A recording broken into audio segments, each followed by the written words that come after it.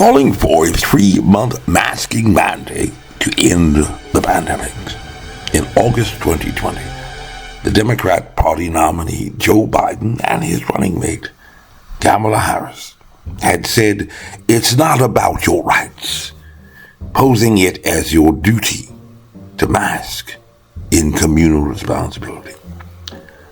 But today in the highest appellate courts in Richmond, Virginia, prosecutors in 2 cases, one in Arlington and one in Alexandria, have claimed, with respect to an investigation into the causes of some suspicious infections and deaths attributed to the novel virus and the public school closures, in a plenary and absolute prosecutorial discretion, they have no duty at all to commence even an inquiry or ask a question. By the end of the pandemic emergency declaration, there had been 2,323,255 cases of COVID-19 infections reported in Virginia, a state with a population of 8,631,393 in 2020,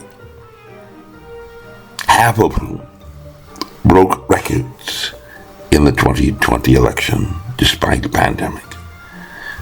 And discounting for cases or of reinfection rolled into the dashboard totals. Total of infections represents some 26.9% of the state's population, while there have been 23,769 deaths, enough to replace almost every live resident in the city of Staunton, Virginia, population 25,950. And yet one prosecutor, Brian Porter of the city of Alexandria, has claimed, specifically alluding to a hypothetical in which the Alexandria mayor had committed cold-blooded murder and heinous acts of terror, even accepting arguendo that probable cause exists.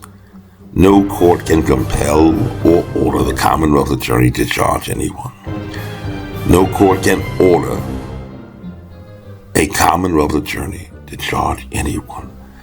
And the decision to charge is discretionary in duty that lies entirely with the province of the prosecutor. This claim is contrary to even state law, which dictates that a prosecutor may, in discretion, prosecute misdemeanors, but shall prosecute felonies after an indictment has been secured in a grand jury. And yet, Prosecutor Porter of Alexandria claims, contrary to what some may believe, sovereign immunity is alive and well in Virginia. And his fellow prosecutor in Arlington, Parisa Hani Tafti, has claimed a private citizen who is not a prosecutor does not have any right to require the Commonwealth's attorney to act at all, even if there was a serious felony committed. Photos and videos from 2019 feel like they were taken in another era. Some say democracy is at stake in this election,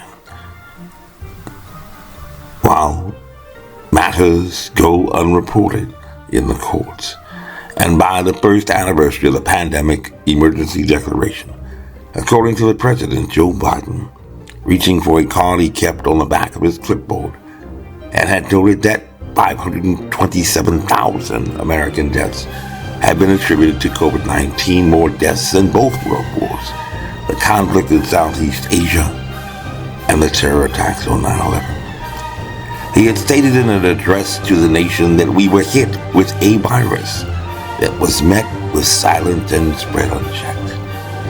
A virus whose origins remain unknown, either through natural spillover or having, some say, escaped from a lab.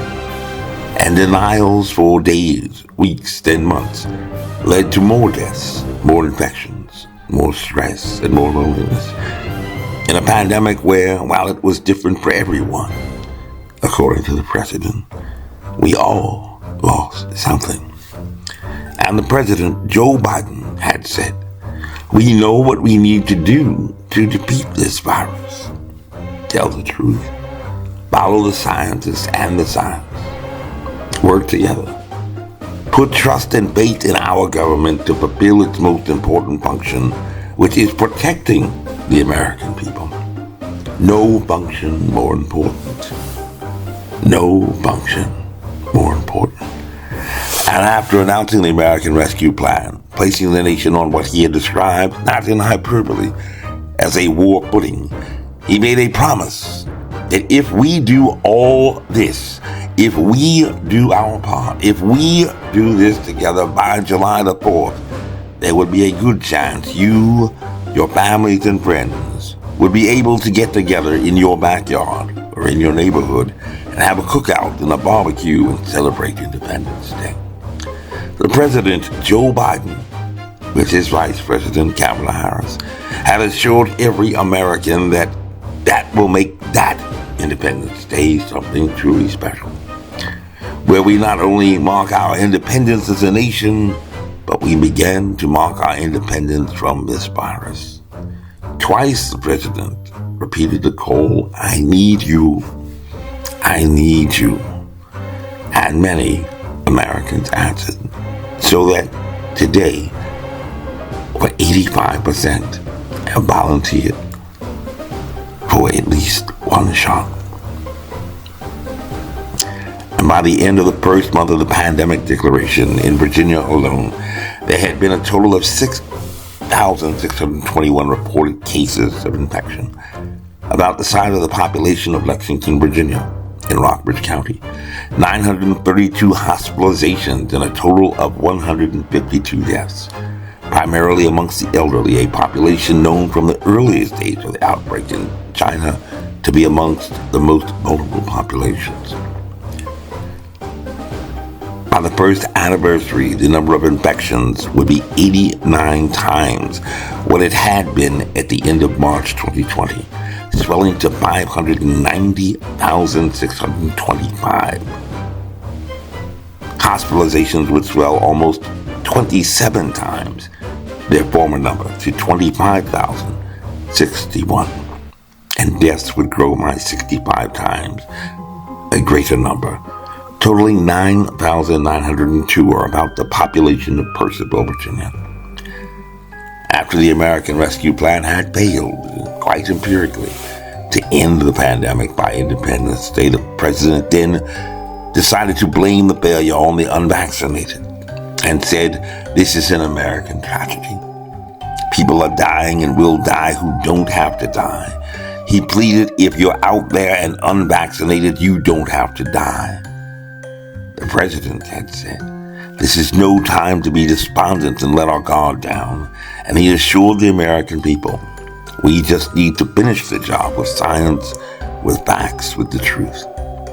And at the end of that December 2021, the President, Joe Biden, along with his Vice President, Kamala Harris, had said that getting the COVID vaccine is your patriotic duty and an obligation to your country.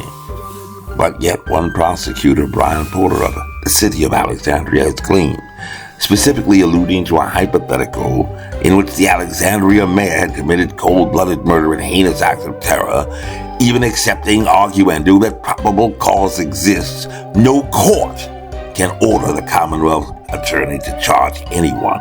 There is no duty. No court can order the Commonwealth attorney to charge anyone, and the decision to charge is a discretionary duty that lies entirely within the province of the public prosecutor. And he claims, contrary to what some may believe, sovereign immunity is alive and well in Virginia, so that he is immune from civil suit, while his fellow prosecutor in Arlington, Parissa Dekhani Tapi, has claimed a private citizen who is not a prosecutor does not have a right to require the Commonwealth's attorney to act even if there was a serious felony committed. Because obviously you are not a king. This message was approved by Major Mike Webb. Honest.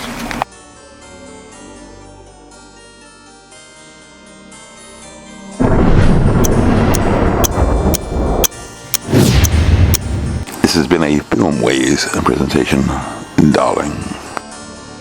And y'all go back now. Yeah.